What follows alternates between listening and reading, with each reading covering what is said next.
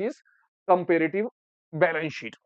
हम देखते हैं कंपेरेटिव बैलेंस शीट किस तरह से होती है। इसका क्वेश्चन कैसा होता है, हम अगर हमारे पास दो फर्में हैं या हमारे पास 2 ईयर के डाटा है तो हम उन दोनों में कैसे कंपेयर करेंगे।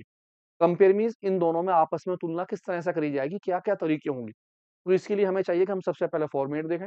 वो फॉर्मेट किस किस तरह से होगा, कैसे फॉर्मेट बनाया जाएगा बैलेंस शीट का और हम क्वेश्चन को कैसे करेंगे। तो जब आप अपना आंसर कर रहे होंगे, तो आंसर करने के लिए आपको ये बैलेंस शीट का फॉर्मेट बनाना होगा। आप सबसे पहले लिखेंगे कंपैरेटिव बैलेंस शीट।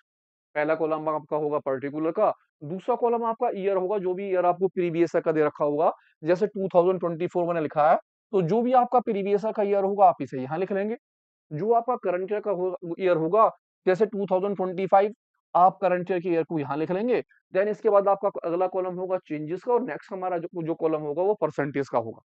आप ये कह सकते हैं कि आपका पहला वाला कॉलम जो है वो ए है, आपका दूसरा वाला कॉलम जो है वो किस चीज का है, बी का है, और आपका जो तीसरा वाला कॉलम है वो किस चीज का है, सी। सी के अंदर हम बी के कॉलम में से ए के कॉलम को क्या कर देंगे, माइनस। यानी कि करंट ईयर के डाटा में से प्रीवियस ईयर के डाटा को माइनस करा जाएगा और हमारा क्या निकल के आ जाएगा, चेंजेस। और उसके बाद हम जो निकालेंगे वो क्या निकालेंगे, परसेंटेज।